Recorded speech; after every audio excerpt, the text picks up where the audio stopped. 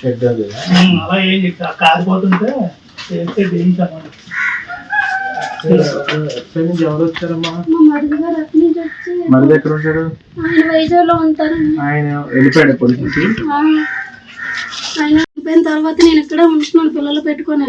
వాళ్ళు మా అత్తగారు టార్చ్ లైట్ ఉన్నారండి ఆయన సపోర్ట్ గా. అందుకే ఆయన వైఎస్ఆర్సీపీ అంటే ఎమ్మెల్యే ఉన్నాడా? ఎవరున్నారు వాళ్ళు అంటే ఇంకా దానికి పొడిచినప్పుడు ఆ మాటలు మాట్లాడుతున్నాడా?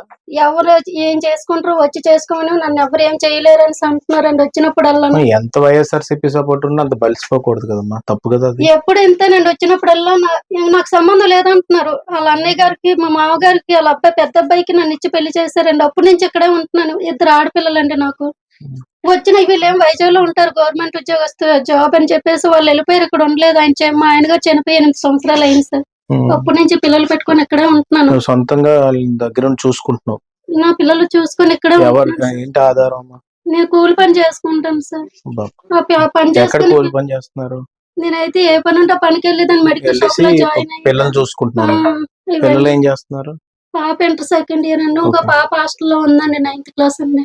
ఇంకా జాలి దయ ఏమీ లేవండి. వచ్చినప్పుడు మొత్తం అందరూ వైజాగ్ లోనే ఉన్నారండి. ఇప్పుడు ఒకటే ఏంటంటే మీరు ఒంటరిగా ఉన్నారని వాడు రాజకీయ సపోర్ట్ వైఎస్ఆర్సీపీ సపోర్ట్ తీసుకుని వచ్చి కొట్టాడు. ఇంకా అదే చేస్తున్నాడండి ఆయన. అయితే నాకు ఏ రకంగా న్యాయం జరగట్లేదంటే పిల్లలతో ఇబ్బంది పడిపోయి చాలా ఇంకా భయం వేస్తుంది. లేదు ఇంక నువ్వు భయం మైండ్ లో తీసేసి వాడు ఎవడైతే కొట్టాడో వాడికి తగిన శాస్త్ర చదువుతుంది, దాంట్లో డౌట్ లేదు. కానీ ఈ విధంగా అరాచకం చేయడం చాలా దారుణం. అసలు దేవుళ్ళు ఉన్నారు, ఇక్కడ గుడి ఉంది, దేవుడి గది ఉంది, ఏం పట్టించుకోలేదు. చూడు కరెంట్ కూడా పెట్టేసి కరెంట్ వైర్ కూడా లాగేస్తారండి. ఇప్పుడు భయం వేస్తుంది ఉండడానికి కూడా. అసలు రాజకీయ సపోర్ట్ ఉంది, నేను ఏదైనా చేసుకుంటానని చెప్పేసి ఆయన అలా నన్ను వచ్చినప్పుడు ఇబ్బంది పెడుతున్నారండి. నన్ను అసలు ఉండవట్లేదు, నీకు సంబంధం లేదు, వెళ్ళిపోయిన ఏమవుదమ్మా, నేను ఇప్పటి నుంచి నేను అండగా ఉంటాను. నేను చూసుకుంటానని చెప్తాను. నేను చూసుకుంటాను. నేను నాకు అర్థమైంది కదా, ఇప్పుడు దాకా నా దృష్టిలో రాలేదు. నేను ఈ వీడియో చూస్తే ఎంత అరాచకం, లేకపోతే వాడికి రాజకీయ దన్ను ఉంది, వైఎస్ఆర్సీపీ ఎమ్మెల్యే నా వెనకాల ఉన్నాడని చెప్పేసి ఈ రోజు ఎవరు నీకు దిక్కులేదనే ఉద్దేశంతోనే కదా చేసాడు. ఇప్పుడు ఆడపిల్లలు ఉన్నారు, ఇది ఉన్నది, నేను ఈ పని చేసుకుంటూ బతుకుతున్నానని జాలి కూడా లేకుండా ఎట్టి పరిస్థితిలో నేను ఉంటాను. నేను కంపల్సరీగా మీకు అండగా ఉంటాను. మరి ఏం ప్రాబ్లం లేదు. ఏ స్థలం ఉంది, ఇదంటే కొవ్వెక్కి రోజు వచ్చి నువ్వు ఉండగా అలా చేయడం తప్పు. అది కూడా అంత దారుణంగా ఉంది. ఆడపిల్లలు లేదు లేదమ్మా, నాకు ఇలా తెలిసిన వెంటనే వచ్చానా లేదా, నాకు వీడియో మన వాళ్ళు పంపించినట్టే చూశాను. నేను అడిగాను ఫ్యామిలీ పరిస్థితి ఏంటని. ఇలా ఆడపిల్లండి ఒంటరిగా ఉంటున్నారు, ఇలా సుత్తి పట్టుకుని వచ్చి నాకు ఎమ్మెల్యే అండ ఉంది, వైఎస్ఆర్సీపీ అండ ఉందని చెప్పేసి ఇలా పగలు కొడుతున్నారని చెప్తే ఒకసారి వెళ్దాం పదా అన్నాను. నేను కావాలంటే నాయకులు పంపించవచ్చు, కానీ నేనే వస్తాను స్వయంగా, నేను హామీ ఇస్తానని చెప్పాను. ఏం పట్టించుకోవద్దమ్మా, కానీ ఒకటైతే గుర్తుపెట్టుకో, నువ్వేం ఒంటరిగా ఏం లేవు, అందరూ అండగా ఉంటాము. ఒకటేంటంటే ఇలా రాజకీయాలు ఆడపిల్లల మీద చేయడం, ఇలా చేయడం. మళ్ళీ ఇప్పుడు ఏమంటాడు, ఎమ్మెల్యే నాకు అండగా ఉన్నాడు. ఎవడ నువ్వు ఆడపిల్లలు హింసించడానికి ఎమ్మెల్యేలు ఉంటారు, లేకపోతే వైఎస్ఆర్సీపీ వాళ్ళు ఉంటారు. కాబట్టి అవన్నీ పట్టించుకోవద్దు. కాబట్టి నీకు ప్రాణహాని ఏముండదు, నేను అండగా ఉంటాను. ఆడొచ్చి అంత ధైర్యంగా చేస్తున్నాడంటే ఎవడో అండ పెట్టుకొని చేస్తున్నాడు, అది ఎమ్మెల్యే అండని అర్థమైంది నాకు. లేకపోతే అంత సుత్తి పట్టుకొని నువ్వేమనుకుంటావు, అది తీసుకొచ్చి నీ మీద కొట్టినా కూడా ఎవడు అడిగేవారు ఎవరు లేరండి. ఆడపిల్లలు అయిపోయామండి. అది మా భయం సార్. ఇప్పుడు ఉండడానికి కూడా భయం వేస్తుంది సార్ ఇలా చేయడం వల్ల. ఏదన్నా కానీ మా ఇల్లు ఎమ్మెల్యే లేకపోతే సంబంధం లేదా, ఆవిడ ఎవరు అసలు, ఇది నాది, వెళ్ళి ఆవిడకి ఏం ప్రూఫ్స్ ఉన్నాయి. అలా కాదమ్మా, నీకు అర్థం కాదు ఏంటంటే, నువ్వు ఎన్ని రోజుల నుంచి ఉంటున్నావు ఇక్కడ? నా పెళ్ళైన దగ్గర నుంచి ఎన్ని సంవత్సరాలు అయింది? 18 సంవత్సరాల నుంచి నీకు కరెంట్ ఉంది, అన్ని ఉన్నాయి. ఈ ఒక్క స్థలం వాడికి ఇవ్వలేదు. కరెంట్ వైర్ కట్ చేయడానికి ఒక ఏఈ కానీ డిపార్ట్మెంట్ కానీ ఒక ఎమ్మెల్యే నుంచి ఫోన్ వస్తేనే కదా ఇలాంటి పనులు చేస్తారు. ఏంటి ఎంత దారుణం తయారయ్యారు అసలు?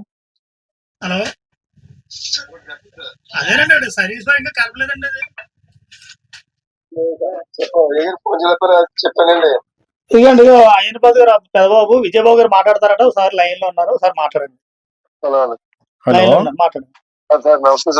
నమస్కారం అండి. ఇప్పుడు ఆ ఇంటి దగ్గరే ఉన్నాను నేను. ఇప్పుడు మరీ చీకట్టుగా అయిపోయిందండి మొత్తం. అంటే వీళ్ళు ఒంటరిగా ఆడవాళ్ళు ఉన్నారు, ఇది అరాచకంలాగా అయిపోతుంది. దానికి మనం సపోర్ట్ చేయకూడదు. అది మీరు ఏతో మాట్లాడిపోతే నేను అక్కడికి వచ్చి ధర్నా కూర్చుంటాను. ఎందుకంటే ఇంట్లో ఒంటరి ఆడవాళ్ళు అలా ఇంటర్మీడియట్ చదువుకుంటున్నారు, అమ్మాయి కూడా ఒంటరిగా ఉంది, ఆడొచ్చి సుత్తుతో కొట్టడమే దారుణం.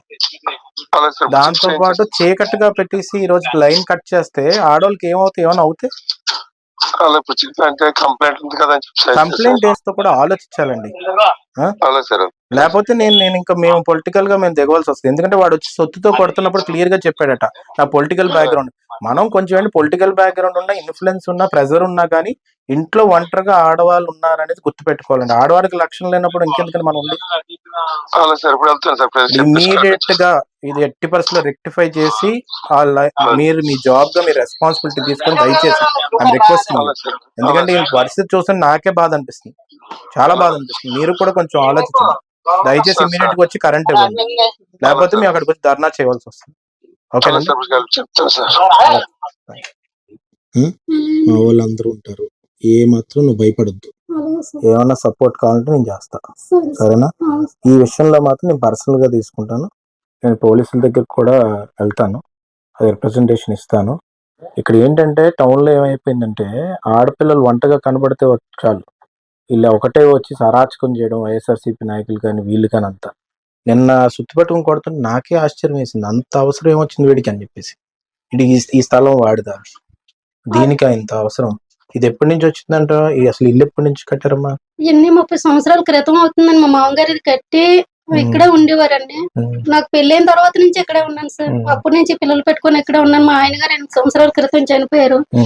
అప్పటి నుంచి పిల్లలు పెట్టుకొని నేను ఇక్కడ ఉన్నాను. వాళ్ళు వైజాగ్ వెళ్ళిపోయి అమ్మంటే ఉండి అప్పుడప్పుడు వచ్చేది, నాది నీకు సంబంధం లేదు వెళ్ళిపో అని చెప్పేసి గొడవలు ఆడటం.